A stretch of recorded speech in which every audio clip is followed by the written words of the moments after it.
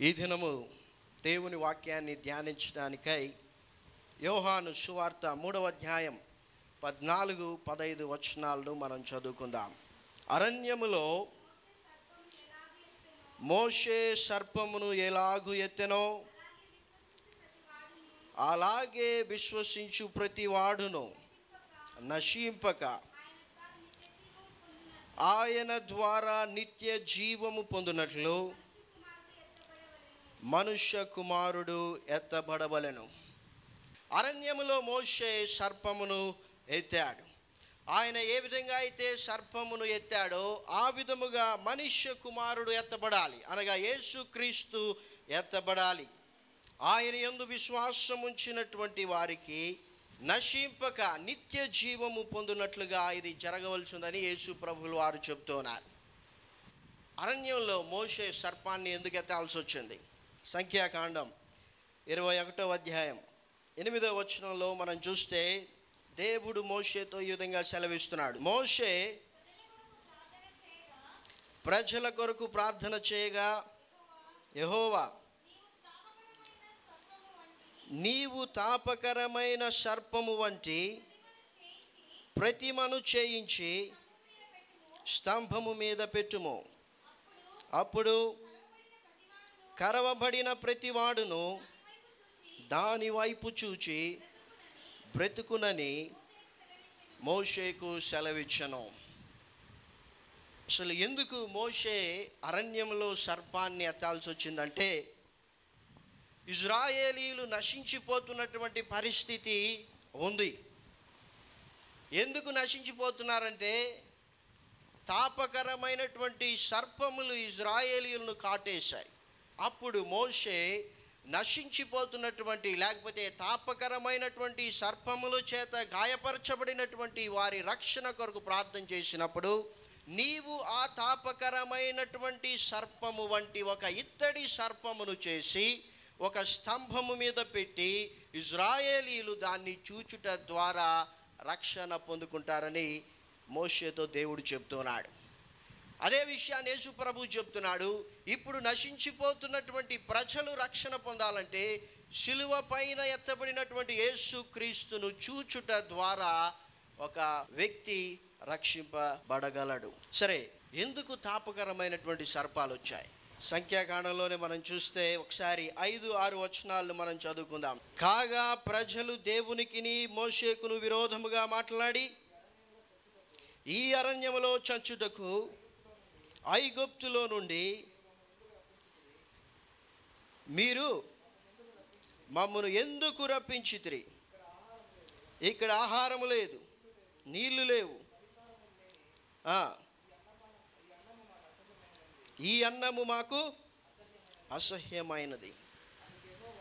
అందుకు యెహోవా ప్రజలలోనికి తాపకరమైన సర్పములను పంపెను. కాబట్టి ఎందుకు ఈ తాపకరమైనటువంటి సర్పములు ఇజ్రాయేలీయుల మధ్యలోనికి వచ్చాయంటే, ఇజ్రాయేలీయులు దేవునికి విరోధముగా మాట్లాడారు. కాబట్టి ఈ సాయంకాల సమయమందు ఒకసారి మన మాటలను మనం పరిశీలన చేసుకోవాలి. చాలాసార్లు మన ఆత్మీయ జీవితంలో దేవుని సన్నిధిలో కూర్చున్నప్పుడు చాలా చక్కగా మాట్లాడతాం. దేవునికి ప్రార్థన చేసేటప్పుడు చాలా చక్కగా మంచి పదాలు ఉపయోగిస్తూ ఉంటాం. అయితే మిగిలినటువంటి సమయంలో మన మాటలు ఒకవేళ దేవునికి విరోధకరమైనవిగా ఉంటే దేవుడు ఆయన ఉగ్రతను మన మీదికి పంపేటువంటి పరిస్థితి ఉందని మనం మర్చిపోకూడదు. ఇక్కడ ఇశ్రాయేలీలు ఎర్ర సముద్రమును దాటినటువంటి తర్వాత చాలా పెద్ద కీర్తన పాడారు, చక్కగా దేవుణ్ణి స్తుతించారు, ఆరాధించారు, కొనియాడారు. అయితే అదే ఇజ్రాయేలీలు మరొక పరిస్థితి వారి లైఫ్లోనికి వచ్చింది. అక్కడ దేవునికి విరోధముగా వారు మాట్లాడుతున్నారు. దేవుని సేవకుడైన మోషేకి విరోధంగా వారు మాట్లాడుతూ ఉన్నారు. ఎందుకు మమ్మల్ని ఐగుప్తులో నుండి తీసుకొని వచ్చా? వీరే కాదా ఐగుప్తులో మొరపెట్టింది దేవునికి? దేవుడు ఎందుకు తీసుకొని వచ్చాడు వీరిని ఐగుప్తు నుండి? ఐగుప్తులో వీరి మూల్గులను విన్నాడు దేవుడు. ప్రభువా, ఇక్కడ మేము భరించలేనటువంటి భారాలను మోస్తున్నాం, మేము చేయగలిగినటువంటి వాటికంటే ఇంకా వెట్టి పనులు ఎక్కువ మా ద్వారా ఈ యొక్క ఐగుప్తీయులు చేయిస్తున్నారు. ఎంతకాలం ఇక్కడ మేము నలిగిపోవాలి? ఎంతకాలం ఇక్కడ ఇంకా విగ్రహారాధనలో మేము మునిగిపోవాలి? మాకు రక్షణ లేదా? మమ్మను కరుణించుము అని ప్రార్థన చేసినటువంటి వీరి జీవితాల్లో దేవుడు ఎంతో అద్భుతముగా ఇజ్రాయేలీయులను ఆ యొక్క ఐగుప్తు దేశం నుండి బయటికి తీసుకొని వచ్చాడు. అద్భుతాలు వీరి కళ్ళారా చూశారు. అయితే ఇప్పుడు వీరు అంటున్నారు, ఎందుకు ఐగుప్తు నుండి మమ్మల్ని రప్పించావు? ఇక్కడ ఆహారం లేదు, నీళ్లు లేవు, ఏమీ కూడా లేవు. ఎందుకు ఈ పరిస్థితి మాకు ఇక్కడ? ఐగుప్తు జీవితమే బాగుండింది కదా అని ఇజ్రాయేలీలు దేవునికి విరోధంగా మాట్లాడుతూ ఉన్నారు. ఇప్పుడు మన జీవితంలో మన పరిస్థితిని బట్టి మన ఆత్మీయ జీవితం ఎప్పుడు ఉండకూడదు. ఎందుకంటే పరిస్థితులు అన్నటువంటివి మారిపోతూ ఉంటాయి. మన పరిస్థితి పైన మన ఆత్మీయ జీవితం ఆధారపడితే అది ఇజ్రాయేలీల చరిత్రలాగా ఉండిపోతుంది. ఎందుకంటే వారి యొక్క విశ్వాసం అన్నటువంటిది, లేకపోతే దేవుణ్ణి వెంబడించుట అన్నటువంటిది వారి పరిస్థితుల పైన ఆధారపడింది. ఒక అద్భుతం జరిగితే దేవుణ్ణి స్తుతించారు, ఒక లోటుపాటు వస్తే వెంటనే దేవుని మీద సనిగారు, గొనిగారు. దేవుణ్ణి స్తుతించినప్పుడు దేవుని దీవెన పొందుకున్నారు, దేవుని మీద తిరుగుబాటు చేసినప్పుడు దేవుని యొక్క ఉగ్రతను వారి జీవితాల్లో పొందుకున్నారు. అందుకే దేవుడు వాగ్దానం చేసినటువంటి కానాను దేశంలోనికి వారందరూ ప్రవేశింపలేకపోయారు. ఆవిడ ఒకవేళ ఈ పరిస్థితిని మన ఆత్మీయ జీవితంలో కలిగి ఉంటే మనం పరిశీలన చేసుకోవాలి. పాపము నుండి రక్షించినటువంటి నీ దేవుణ్ణి ఒకవేళ దేవా నన్ను ఎందుకు పాపము నుండి రక్షించావు అన్నటువంటి పరిస్థితి నీ జీవితంలో ఉంటే నీ ఆత్మీయ జీవితము నశించిపోతూ ఉన్నటువంటి స్టేటస్లో ఉందని నీవు మర్చిపోకూడదు. ఎందుకు నీ జీవితంలో నేను రక్షించినటువంటి దేవుణ్ణే ప్రశ్నించేటువంటి పరిస్థితి అంటే నీ ఆత్మీయ జీవితము క్షీణించిపోతుంది, నశించిపోతూ ఉంది. రక్షించిన నా జీవితాల్లో ఎందుకు ఈ కష్టాలు? ఈ కష్టాలు ఉన్నటువంటి జీవితం నాకెందుకు అని మనము దేవుణ్ణి ప్రశ్నిస్తూ ఉంటాం. దానికి కారణం ఏంటంటే ఇజ్రాయేలీలు దేవునికి విరోధంగా మాట్లాడడానికి గల కారణాన్ని మనం చూడాలి. సంఖ్యాకాండము 21వ అధ్యాయం 4వ వచనంలో మనం చూస్తే, వారు ఏదోము దేశమును చుట్టి పోవలనని హోరు కొండ నుండి ఎర్ర సముద్ర మార్గముగా సాగినప్పుడు మార్గాయసము చేత జనుల ప్రాణము సొమ్మసిల్లెను. దేవుడు వారు ఎలా ప్రయాణం చేయాలో వారికి ఒక మార్గాన్ని చూపిస్తున్నాడు. ఏంటంటే ఇజ్రాయేలీలకు దేవుడు వాగ్దానం చేసినటువంటి కానాను దేశానికి ఎలా వెళ్ళాలో కూడా దేవుడు ఒక మార్గాన్ని వారికి చూపించాడు. పగలు మేఘస్తంభమై రాత్రి అగ్నిస్తంభమై వారు కుడికి వెళ్ళాలో, ఎడం పక్కకు వెళ్ళాలో, ముందుకు వెళ్ళాలో, తిరిగి వెనక్కు రావాలో దేవుడే స్వయంగా వారి మధ్యలో ఉండి ఇజ్రాయేలీలను నడిపించాడు. ఇక్కడ దేవుడు వారికి చెప్తున్నటువంటి మార్గం ఏంటంటే ఏదోము దేశమును చుట్టిపోవాల్సి ఉంది. ఈ యొక్క కానాను దేశానికి చుట్టుపక్కల ఉన్నటువంటి సరిహద్దులలో ఏదోము దేశం అన్నటువంటిది ఒక సరిహద్దు. ఇజ్రాయేలీలు చాలా కాలం ప్రయాణం చేశారు. ఇప్పుడు వారి కళ్ళెదుట కానాను దేశం కనిపిస్తోంది. కనిపిస్తున్నటువంటి ఆ కానాను దేశంలోనికి వీరు ప్రవేశించాలంటే ఏదోము దేశంలో నుండి వారు ముందుకు వెళ్ళాలి. అయితే దేవుడు అంటూ ఉన్నాడు, ఏదోము దేశము నుండి వెళ్ళడానికి వీలు లేదు. ఎందుకు దేవుడు ఈ యొక్క ఏదోము దేశము గుండా వెళ్ళకూడదు అంటూ ఉన్నాడంటే, ఈ యొక్క ఏదోమీయులకు ఏషావు మూల పురుషుడు. ఈ యొక్క ఏషావు ఎవరంటే దేవుడిచ్చినటువంటి అద్భుతమైనటువంటి ఆశీర్వాదాన్ని అమ్ముకొని పశ్చాత్తాపము లేక ఒక పాపిగా మిగిలిపోయినటువంటి వాడు. శత్రువుతో రాజీ పడడం అనేటువంటిది ఎప్పటికీ దేవుని చిత్తము కానే కాదు. శత్రువుని ఓడించడం అన్నటువంటిది దేవుని చిత్తమైంది. హల్లెలూయా. కాబట్టి నీ లైఫ్లో పాపము చేయడం అన్నటువంటిది దేవుని చిత్తము కానే కాదు. పాపానికి దాసుడిగా దాసురాలుగా అయిపోవడం దేవుని చిత్తము కానే కాదు. నీవు అనుకోవచ్చు, ఇది నా బలహీనత కాబట్టి నేను దీన్ని చేయక తప్పదు, లేకపోతే నేను ఈ చెడ్డ పనిని ప్రారంభించాను కాబట్టి ఇక దీన్ని ఆపలేను, కాబట్టి ఇక దీన్ని కొనసాగించాలి అన్నటువంటి పరిస్థితి నీ జీవితంలో అవసరం లేదు.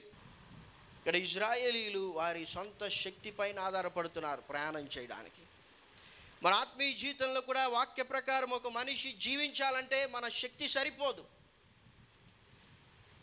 వాక్యం చెప్తున్నటువంటి ప్రకారం మన జీవితాలు నడిపించబడాలంటే, అట్టి జీవితాలను మనం కలిగి ఉండాలంటే దేవుని సహాయం మనకు కావాలి. మనము దేవుని వాక్యాన్ని చదవడం, ఆ వాక్యానుసారంగా ప్రార్థన చేయడం అన్నటువంటిది చాలా ప్రాముఖ్యమైనటువంటిది. ఆ తాపకరమైనటువంటి సర్పముల నుండి దేవుడు ఇజ్రాయేలును రక్షించడానికి ఇత్తడి సర్పాన్ని చేయించాడు. ఎందుకు చేయించాడంటే 9వ వచనం చదువుదాం. కాబట్టి మోషే ఇత్తడి సర్పము ఒకటి చేయించి స్తంభము మీద దానిని పెట్టెను. అప్పుడు సర్పపు కాటు తినిన ప్రతివాడు ఆ ఇత్తడి సర్పమును నిదానించి చూచినందున బ్రతికెను. హల్లెలూయా. సో ఎందుకు ఇత్తడి సర్పాన్ని దేవుడు చేయించాడంటే, వారు నిదానించి చూడడం నేర్చుకోవాలి. మామూలుగా మ్యాగజైన్స్లో వస్తాయి, చాలామంది చదువుతూ ఉంటారేమో, న్యూస్ పేపర్స్లో వస్తాయి. పైన ఒక ఫోటో వేస్తాడు, కింద ఒక ఫోటో వేస్తాడు. పైన దాంట్లో ఉన్నవేంది, కింద దాంట్లో లేనివేంది కనుక్కోండి అంటాడు. ఏంటి డిఫరెన్స్? ఎంత ఏకాగ్రతతో మనం చూస్తాం, ఎంత కాన్సన్ట్రేషన్ మనం పెడతాం. ఎప్పుడైనా చూశారు అలాంటివి? ఎంతమంది చూశారు? రెండు ఒకేలాగా ఉంటాయి. నీవు నిదానించి చూస్తే తప్పితే ఆ యొక్క ముక్కు దగ్గరో లేకపోతే చెవి దగ్గరో ఇంకా చేతి దగ్గరో ఒక చిన్న వ్యత్యాసం ఉంటుంది. సో అది మనం టక్కని చూస్తే కనిపించదు. ఆ రీతిగా దేవుడు వారికి నేర్పించాడు నిదానించి చూడడం. చూడండి, దేవుడు ఎంత కృపగలవాడంటే, మనము ఆత్మీయ జీవితంలో దేన్నైతే చేయలేమో దేవుడు దానిని మన ద్వారా చేయించడానికి సమర్థుడు. ఆవిడ మన లైఫ్లో నిదానించి చూడకపోతే దేవుని ప్రణాళిక అర్థం కాదు. ఇజ్రాయేల్ జీవితంలో వచ్చినటువంటి ప్రతి కష్టంలో ఒక పర్పస్ ఉంది. ఎందుకు తాపకరమైనటువంటి సర్పములు వచ్చాయంటే, ఆత్మీయంగా వారు ఒక విషయాన్ని నేర్చుకోవడానికి. ఎందుకు వారికి ఆకలి అన్నటువంటిది వచ్చిందంటే, ఎందుకు దప్పిక వారికి కలిగిందంటే, ఆత్మ సంబంధమైనటువంటి ఒక విషయాన్ని వారి జీవితంలో నేర్చుకోవడానికి దేవుడు వారికి ఒక అవకాశం ఇస్తూ ఉన్నాడు. ఆవిడ నీ జీవితంలో ఒకవేళ ఒక కొదువ, ఒక లేమి, ఒక కష్టం, ఒక నష్టం, ఒక ఇరుకు, ఇబ్బంది గుండా నీవు వెళ్తున్నావేమో, ఎందుకు ప్రభువా నాకు ఈ పరిస్థితి అని నువ్వు తొందరపడద్దు. దెర్ ఈస్ ఎ పర్పస్, ఒక ఉద్దేశం ఉంది. నీ వెళ్తున్నటువంటి కష్టము, నీ వెళ్తున్నటువంటి ఇరుకు ఇబ్బందుల పరిస్థితిలో దేవుడు నీకు నేర్పించాలనుకున్నటువంటి పాఠం ఒకటి ఉంది. అది నీవు అర్థం చేసుకోవాలంటే నిదానించి చూడక తప్పదు. నశించిపోతున్నటువంటి నీ జీవితం రక్షింపబడాలంటే సిలువ పైన ఎత్తబడినటువంటి క్రీస్తును నీవు నిదానించి చూడాలి. ఊరికనే చూస్తే సరిపోదు, ఊరికనే వాక్యం త్వరపడి చదివితే సరిపోదు. ఫాస్ట్గా చదివే కాంపిటీషన్ పెట్టాలంటే బైబిల్ చదవడం పెడితే చదువుతారు మన వాళ్ళు. ఇంకా వచనాలే మింగేస్తారు. అయిపోవాలి అధ్యాయం, అంతే. చదవాలంటే చదవాలా. ఈరోజు ఏం అధ్యాయం అది చూడరు, ఎన్ని వచనాలు చూస్తారు. అయిపోవాలి తొందరగా. చదవకపోతే మళ్ళీ ఈరోజు ఏమైనా చెడు జరుగుతుందేమో. క్యాలెండర్ చదువుతారు, చెప్పులు వేసుకునే లోపల అయిపోతాయి. డోర్ దగ్గర పెట్టుకుంటారు క్యాలెండర్, అయితే ఆ చెప్పులు అట్లా వేసుకునే లోపల అయిపోయింది వాక్యం. టైం వేస్ట్ చేయరు, తొందర, ఆత్రం. నీ జీవితంలో నిదానించి చూడడం నేర్పించాలని దేవుడు నీకు చెప్తూ ఉన్నాడు. దేవుని వాక్యాన్ని నిదానించి చదవండి. దేవుని వాక్యంలో ఉంచినటువంటి ఆ యొక్క గొప్ప మేలును మీ జీవితంలో మీరు పొందుకోండి. చదవాలని చదవద్దండి, చదవకపోతే ఇంకేదో అవుతుందని కూడా మీరు చదవద్దండి. చదవండి, వాక్యాన్ని నిదానించి చదవండి. అందుకోసమనే అపోస్తులైన పౌలు అంటూ ఉన్నాడు, కొరింథీయులకు రాసినటువంటి 2వ పత్రిక 4వ అధ్యాయం 17వ వచనం, మేము దృశ్యమైన వాటిని చూడక అదృశ్యమైన వాటినే నిదానించి చూచుచున్నాము గనుక ఆ క్షణమాత్రముండు మా చులకని శ్రమ మా కొరకు అంతకంతకు ఎక్కువగా నిత్యమైన మహిమ భారమును కలుగజేయుచున్నది. ఇక్కడ అపోస్తులైనటువంటి పౌలు ఆయన వ్యక్తిగత అనుభవాన్ని చెప్తూ ఉన్నాడు. ఆయన లైఫ్లో శ్రమలు రాలేదా? వచ్చాయి. ఇజ్రాయేలీలకు వచ్చినటువంటి శ్రమల కంటే ఆయన లైఫ్లో ఎక్కువ శ్రమలు వచ్చాయి. ఇజ్రాయేలీలకు ఆహారం తక్కువైంది, నీళ్లు తక్కువయ్యాయి. మహా అంటే వారు అనుకున్నది వారి జీవితంలో జరగలేదు. అయితే అపోస్తులైనటువంటి పౌలు జీవితంలో వచ్చిన శ్రమలు ఎలాంటివంటే, ఆయన దేవుని కోసం నిలబడ్డాడు, దేవుని సువార్తను ప్రకటిస్తున్నాడు, హింసించబడ్డాడు, నిందించబడ్డాడు, కొట్టబడ్డాడు, చెరసాల్లో వేయబడ్డాడు, ఆయన చంపబడ్డానికి అనేక పరిస్థితులు వచ్చాయి. అయితే కూడా ఆ శ్రమల గురించి ఆయన మాట్లాడుతూ ఉన్నాడు. మేము దృశ్యమైన వాటిని చూడడం లేదు, మా కళ్ళెదుట కనిపిస్తున్నటువంటి ఈ పరిస్థితులను మేము చూడడం లేదు. మా జీవితాల్లో వచ్చిన శ్రమలు, ఇరుకులు, ఇబ్బందులు, శోధనలు, కష్టాలను మేము చూడడం లేదు. ఎందుకంటే ఒకవేళ వాటిని చూస్తే మేము అదృశ్యమైనటువంటి వాటిని చూడలేం. అందుకే మేమేం చేస్తున్నామంటే దృశ్యమైనటువంటి వాటిని చూడక అదృశ్యమైనటువంటి వాటిని చూస్తున్నాం. కాబట్టి ఇప్పుడు మా జీవితంలో ఏం జరుగుతుందంటే ఈ యొక్క శ్రమలన్నీ కూడా కేవలము తాత్కాలికమైనటువంటివని, చులకనివని, కేవలము ఇవి కొంతకాలం మాత్రమే ఉంటాయని వారు గ్రహిస్తూ ఉన్నారు. ఎంత శ్రమ పడుతున్నామో అంతగా పరలోకములో ఆత్మ సంబంధమైనటువంటి మేలును పొందుకుంటున్నామని వారు గ్రహిస్తూ ఉన్నారు. కాబట్టి నీ జీవితంలో నీ వెళ్తున్నటువంటి కష్టాలను బట్టి దేవుణ్ణి ప్రశ్నించొద్దు, నీ సమస్యను బట్టి దేవుణ్ణి ప్రశ్నించొద్దు. నీ పరిస్థితిని బట్టి దేవా ఎందుకు నన్ను రక్షించావని నీవు అనొద్దు. ఒకవేళ నష్టపోయావేమో, నష్టపోయినటువంటి నీ జీవితాన్ని బట్టి పాప జీవితమే మేలు అని నీవు చెప్పాల్సినటువంటి అవసరం లేదు. పరిస్థితి అలా కనిపించవచ్చు, అలా అనిపించవచ్చు, అలా ఉండొచ్చు. అయితే ఆ పరిస్థితి కేవలము తాత్కాలికమైందని నీవు గ్రహించాలి. అపోస్తులైన పౌలు ఆయన విశ్వాస జీవితాన్ని విజయవంతంగా ముగించడానికి కారణం ఏంటంటే ఆయన దాన్ని గ్రహించాడు. ఈ పరిస్థితులన్నీ టెంపరవరీ పరిస్థితులు, ఈ కష్టాలు, ఇరుకులు, ఇబ్బందులు ఇవన్నీ కూడా కేవలం తాత్కాలికమైనటువంటివని ఆయన గ్రహించాడు. ఇశ్రాయేలీలు దాన్ని గ్రహించలేదు. వారి లైఫ్లో వారు ఓడిపోవడానికి కారణం ఏంటంటే వారు దృశ్యమైన వాటిని చూశారు. యు కెనాట్ డూ బోత్, రెండును ఒకసారి చేయలేవు. దృశ్యమైన వాటిని చూస్తూ అదృశ్యమైన వాటిని నువ్వు చూడలేవు. నీ కన్నులు కేవలం ముందు మాత్రమే చూడగలవు, పక్కన చూడలేవు. ఏమంటే ఒక కన్ను ఇక్కడ చూసి ఇంకొక కన్ను అక్కడ చూసేదానికి వీలవుతుందా? రెండు కన్నులు ఉన్నాయి, కానీ ఇటు చూస్తే ఇటే, ఎటు చూస్తే అటే. చాలాసార్లు మనం ఏం ప్రయత్నం చేస్తామంటే రెండు చూడాలనుకుంటాం. అది నీ వల్ల కాదు, చేయలేవు. దృశ్యమైన వాటిని చూడక, ఈ లోక సంబంధమైనటువంటి విషయాలను చూడకుండా ఉన్నప్పుడే ఆత్మ సంబంధమైన విషయాలను నువ్వు చూడగలుగుతావు. లోక సంబంధమైన విషయాల్ని చూచినంత వరకు ఆత్మ సంబంధమైనటువంటి విషయాన్ని నువ్వు చూడాలనుకున్నా చూడలేవు. కాబట్టి ఒకసారి మనందరం లేచి నిలవబడి మన జీవితాలను పరిశీలన చేసుకుందాం. మోషే అరణ్యములో సర్పముని తినట్లు మనుష్య కుమారుడు ఎత్తబడును. నశించిపోతున్నటువంటి నీ జీవితాన్ని రక్షించడానికే యేసు ప్రభు శిలువపై ఎత్తబడ్డాడు.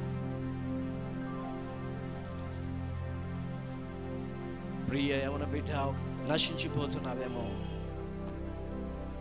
అయ్యో ఎవరు నన్ను రక్షించలేరు అని నీవు నిస్సహాయ స్థితిలో పడిపోయినావేమో. ఇప్పుడు నీవు చేయాల్సినటువంటిదల్లా ఏంటంటే నీ కొరకు ఎత్తబడినటువంటి యేసును నువ్వు చూడాలి. నిదానించి చూడు. నిదానించి చూస్తే ఆయన నీ జీవితాన్ని రక్షించడానికి శక్తి కలిగిన వాడని నీవు అర్థం చేసుకుంటావు. త్వరపడద్దు. చూడాలి కాబట్టి చూడద్దు. చూడకపోతే నా జీవితంలో మేలు జరగదు కదా అని చూడద్దు. నిదానించి చూడు. దేవుడు ఇశ్రాయేలీయులకు ఆ తాపకరమైనటువంటి సర్పము నుండి వారి జీవితాలు రక్షింపబడినట్లు కృప చూపించాడు. ఎలా చూపించాడంటే అలాంటి ఇత్తడి సర్పముని చేయించాడు. నిదానించి చూడడం వారి జీవితాల్లో దేవుడు వారికి నేర్పించాడు. ఒకవేళ నీ లైఫ్లో నీవు నిదానించి బైబిల్ని చదవలేకపోతున్నావేమో, నిదానించి ప్రార్థన చేయలేకపోతున్నావేమో, దేవుని సన్నిధిలో కూర్చుండలేకపోతున్నావేమో, ఈ లోక సంబంధమైనటువంటి విషయముల చేత ఆకర్షించబడుతూ ఉన్నావేమో, ఈ లోక సంబంధమైనటువంటి విషయముల వైపు పరిగెత్తుతూ ఉన్నావేమో, ఈ యొక్క సాయంకాల సమయం ముందు దేవుని అడుగుదాం, ప్రభువా నిదానించి మిమ్మల్ని చూసేటువంటి కృపను నాకు నేర్పించండి. ఎందుకంటే నిదానించి చూడడం నీ జీవితంలో నేర్చుకోకపోతే నీ జీవితంలో దేవుడు కలిగినటువంటి పర్పస్ను నీవు అర్థం చేసుకోలేవు. ఒకవేళ ఈ సాయంకాల సమయంలో కష్టాల్లో నీవు ఉన్నావేమో, ఇరుకులలో ఇబ్బందులలో నీ జీవితం ఉందేమో, ఎందుకు ప్రభువా నా జీవితంలో ఈ స్థితి, ఎందుకు ఈ కష్టాలు, ఎందుకు ఈ ఇరుకులు ఇబ్బందులు ప్రభువా, వీటి గుండా వెళ్ళడం నా వల్ల కావడం లేదు, నీ వాక్య ప్రకారం జీవించడానికి నా వల్ల కావడం లేదు, నా శక్తి సరిపోవడం లేదు, ఆ పరిస్థితి ఏంటి అని ఒకవేళ నీవు ఉంటే, నీ పరిస్థితి ఏమైనా కావచ్చు, what ever it may be, there is a purpose. ఒక ఉద్దేశం దేవుని పట్ల కలిగి ఉన్నాడు. ఈ పరిస్థితిని బట్టి, ఈ పరిస్థితిలో ఆయన నీతో మాట్లాడుతున్నాడు. ప్రియ బిడ్డ, నీవు నిదానించి చూడు. అయ్యో ఇశ్రాయేలీయులారా, మీరు నిదానించి చూడండి. అపవాదితో నీవు రాజీ పడ్డం నా చిత్తం కాదు. అవును, యేసు ప్రభువును వెంబడించడానికి తీర్మానం చేశావు. నీ కుటుంబంలో వాళ్ళు ఒకవేళ దానికి వ్యతిరేకిస్తున్నారేమో, ఎందుకు నా జీవితంలో నిన్ను వెంబడించడం ద్వారా ఈ కష్టము అని నీవు దిగులు పడద్దు. ప్రియ బిడ్డ, దెర్ ఈస్ ఏ పర్పస్. నీవు నిదానించి చూడు. ఎందుకు దృశ్యమైన వాటిని మనం చూస్తున్నాం, అదృశ్యమైనటువంటి వాటిని చూడలేకపోతున్నాం. కారణం ఏంటంటే దేవుణ్ణి నీవు ఇంకా అర్థం చేసుకోలేదు. ఇశ్రాయేలీయులు దేవుణ్ణి అర్థం చేసుకోలేదు. అందుకే కొంతమంది విగ్రహారాధికులుగా అయిపోయారు, కొంతమంది వ్యభిచారకులు అయిపోయారు, కొంతమంది దేవుని శోధించారు. అందుకే వారి ఆత్మీయ జీవితంలో ముందుకు వెళ్లకుండా, వాగ్దాన దేశంలోనికి ప్రవేశించకుండా మధ్యలోనే వారి ఆత్మీయ జీవితాలు ముగించబడ్డాయి. ప్రియ యవన బిడ్డ, లోక సంబంధమైనటువంటి ఒక విషయాన్ని విగ్రహంగా పెట్టుకోవడం దేవుని చిత్తము కాదు. టీవీ ఒక విగ్రహంగా నీ జీవితంలో ఉండిపోయిందేమో, చెడు స్నేహం నీ జీవితంలో విగ్రహంగా ఉండిపోయిందేమో. మీ పరిశుద్ధమైన నామమును బట్టి మీకు స్తోత్రాలు. మా ఆత్మీయ జీవితంలో మీరు మాకు నేర్పించాలన్న విషయాలను మేము నేర్చుకోకపోయినప్పటికీ ఆ శక్తిని మీరు మాకు దయచేసే దేవుడు, మీకు స్తోత్రాలు. ఆది నుండి వారికి మీరు నేర్పిస్తూనే వచ్చారు నిదానించి చూడమని. అయితే వారు నేర్చుకోలేదు. అయితే మీరు దయ కలిగి, కృప కలిగి, బహువాత్సల్యత వారి పట్ల చూపి అయినా వారు నిదానించి చూచేటువంటి పరిస్థితిని మా జీవితంలో మీరు ఏర్పరిచారు. ఈ సాయంకాల సమయం ముందు ఇక్కడ ఉన్నటువంటి ప్రతి ప్రియ బిడ్డను మీరు జ్ఞాపకం చేసుకోండి. ఎలాంటి పరిస్థితి వస్తే వారు మిమ్మల్ని నిదానించి చూచేటువంటి విషయాన్ని నేర్చుకుంటారో ఆ పరిస్థితిని వారి జీవితంలో మీరు అనుమతించండి. మీరు వారి జీవితాల్లో అనుమతిస్తున్నటువంటి పరిస్థితులను బట్టి వారు కృంగిపోకుండా, మేము కృంగిపోకుండా, నిరాశపడకుండా, విసిగిపోకుండా, మిమ్మల్ని ప్రశ్నించకుండా నిదానించి చూచి అందులో ఉన్నటువంటి గొప్ప ఆత్మీయ సత్యాన్ని మేము గ్రహించడానికి సహాయం చేయండి ప్రభువా. ఆ సత్యాన్ని గ్రహించాలంటే పౌలు అంటున్నాడు, దృశ్యమైన వాటిని మేము చూడకుండా సహాయం చేయండి. ఈ లోక సంబంధమైనటువంటి విషయాలు దృశ్యమైనటువంటివి, వాటిని మేము చూచినప్పుడు ఆత్మ సంబంధమైనటువంటి అదృశ్యమైనటువంటి వాటిని మేము చూడలేము ప్రభువా. అవును, ఎందుకు ఈ సాయంకాల సమయం మా జీవితంలో ఇంకా అదృశ్యమైన వాటిని చూడలేకపోతున్నామంటే కారణం ఒకటే, దృశ్యమైన వాటిని మేము చూస్తూ ముందుకు వెళ్ళిపోతున్నాం. సహాయం చేయండి. మేము చూడకూడనటువంటి వాటిని చూడకుండా సహాయం చేయండి. చూడాల్సినటువంటి వాటిని చూచి నేర్చుకోవడానికి సహాయం చేయమని ఇక్కడున్న ప్రతి యవన బిడ్డను మీ చేతులకు అప్పగిస్తున్నాం. వారి జీవితంలో మీరు కలిగినటువంటి పర్పస్ను మీరు సంపూర్ణంగా నెరవేర్చమని. ఆమేన్.